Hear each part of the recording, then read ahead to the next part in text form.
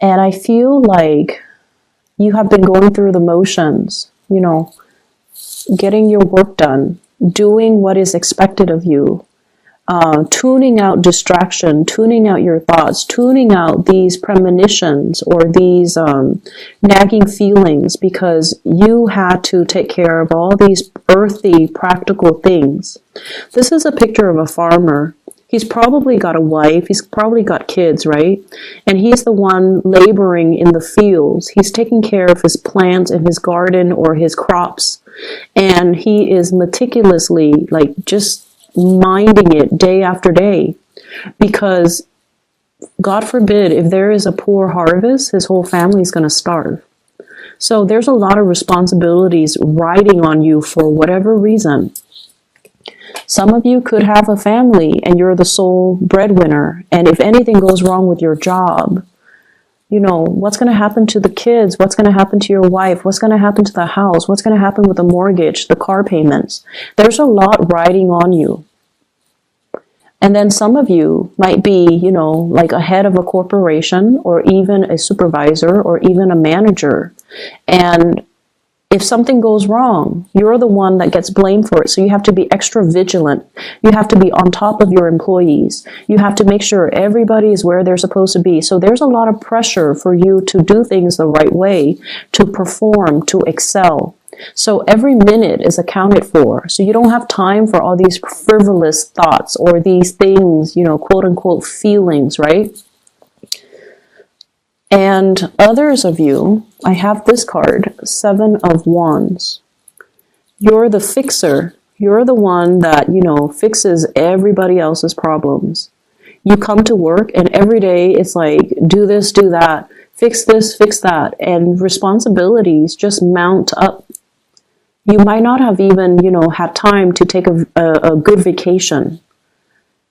Okay, if you're away from work for too long, things get out of control because people are incompetent and they don't know what they're doing.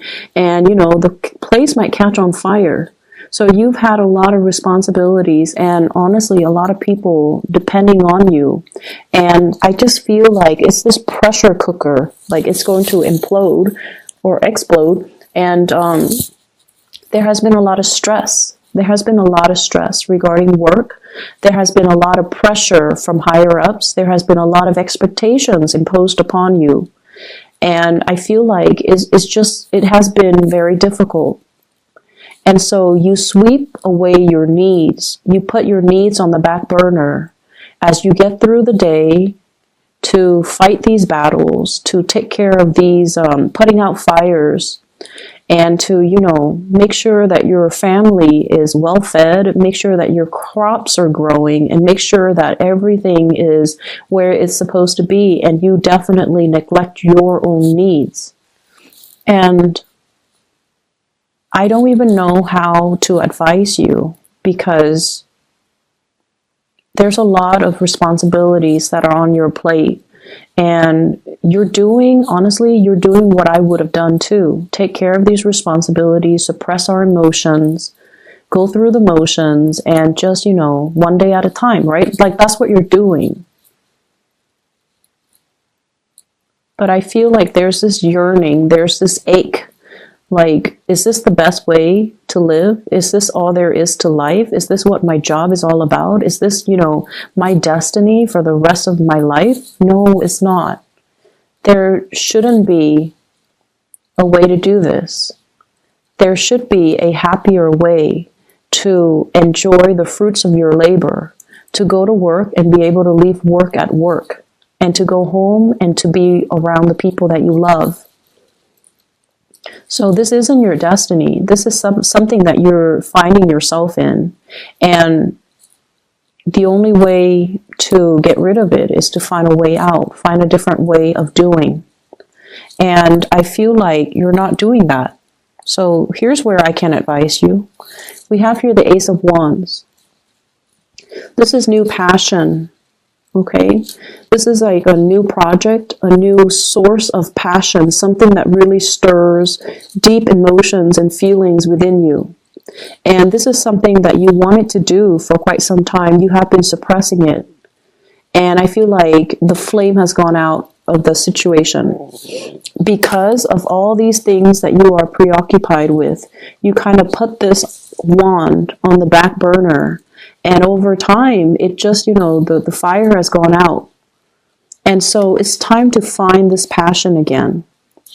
If you are finding yourself at a place where you're working so hard and you're waiting for, promotions, you're waiting for the next step, it's time to take the next step. You're not happy here. You need to take the next step.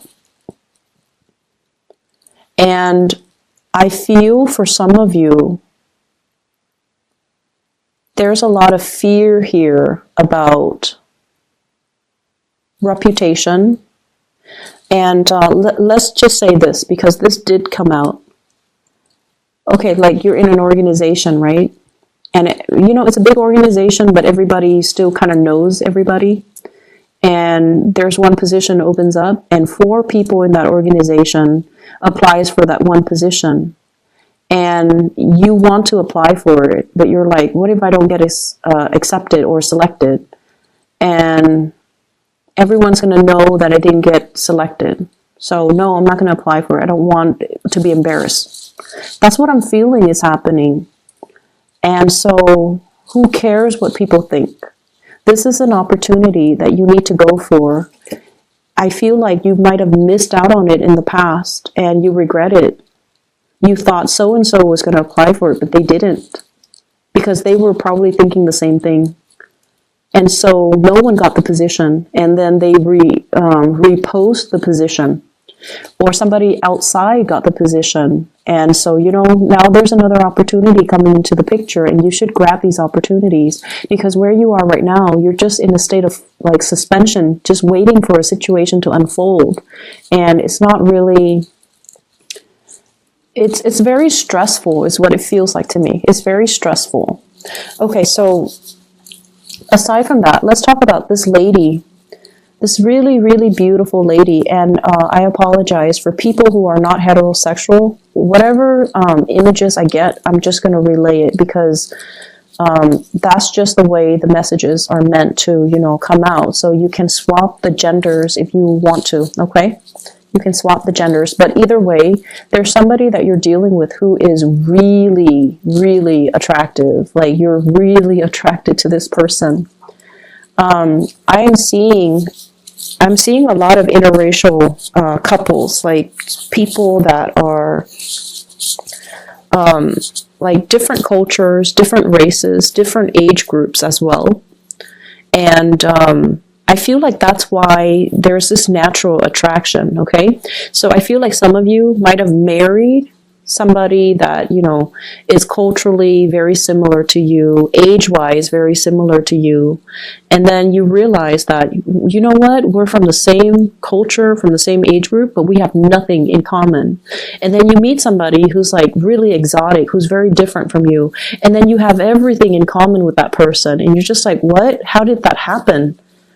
And I'm also sensing, because they're so different, because you're not used to looking at somebody that's different, that's why they're so exotic, and that's why they're so striking, and that's why they're so beautiful. But the way this person shows up here is the stars. This is somebody that possibly could be very famous. And there is a very soothing energy about this person, okay? This is one of the most, the card represents Aquarius, but I'm not going to name signs here because I feel like it doesn't matter the sign. This is somebody who's very exalted, okay? So they follow their true passion, and they do whatever they want. They don't care about what people say. I mean, she's bathing. She doesn't care that people see her naked. She doesn't care. So this is somebody who doesn't care. And I feel like because you care so much about reputation and, what's expected of you, and you're going through the motions, that you find this person really fascinating just because they do whatever they want, just because they're really true to themselves, and just because they're happy. I mean, look at her. She's so incredibly just free and happy, and just she's glowing. And you're trying to figure out, where is this glow coming from?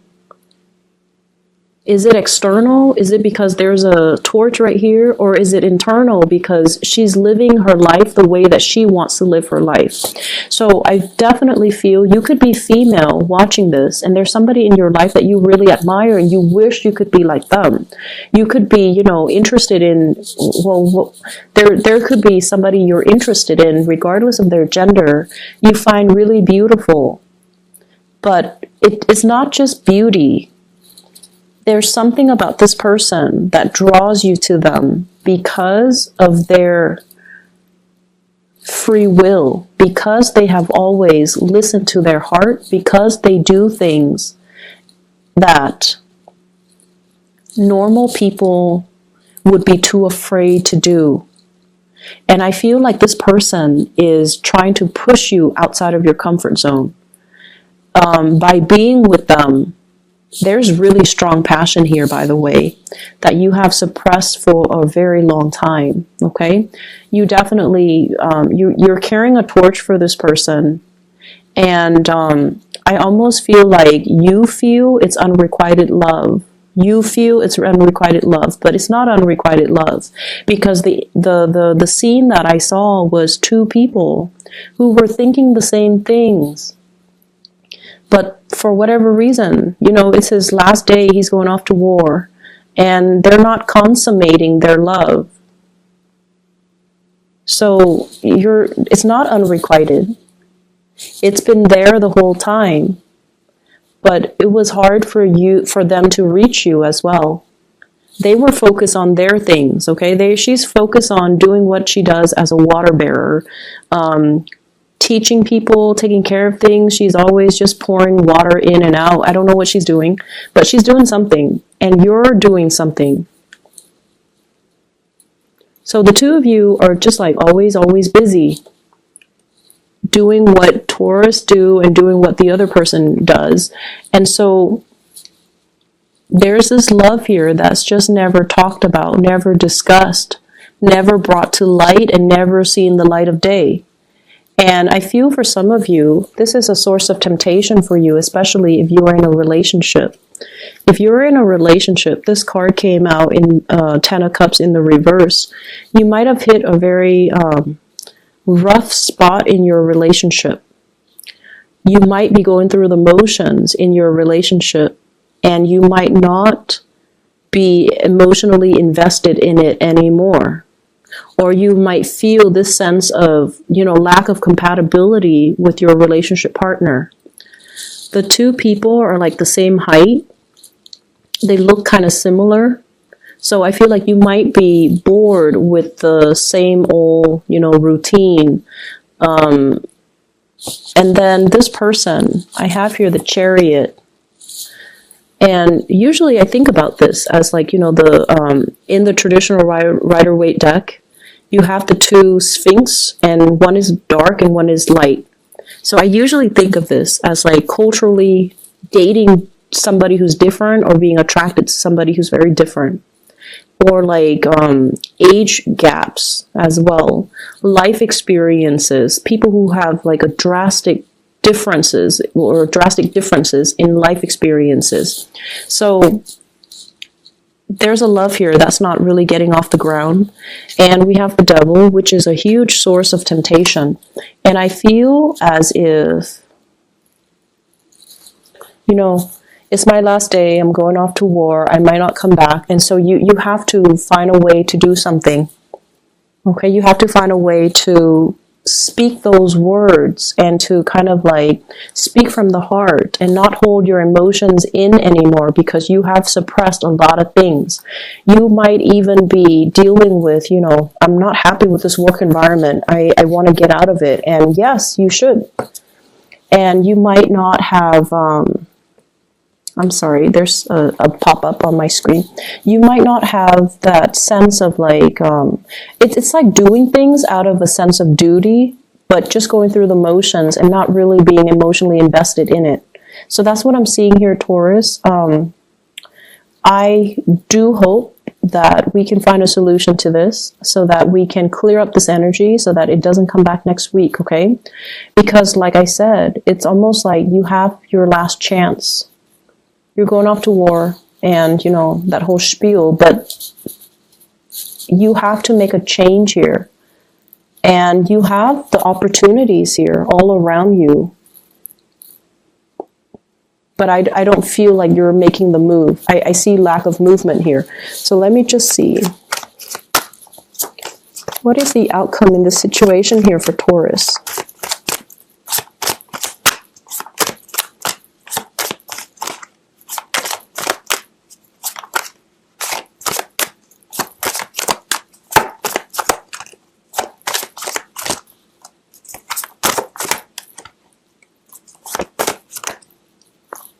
Okay, you are going to make a move.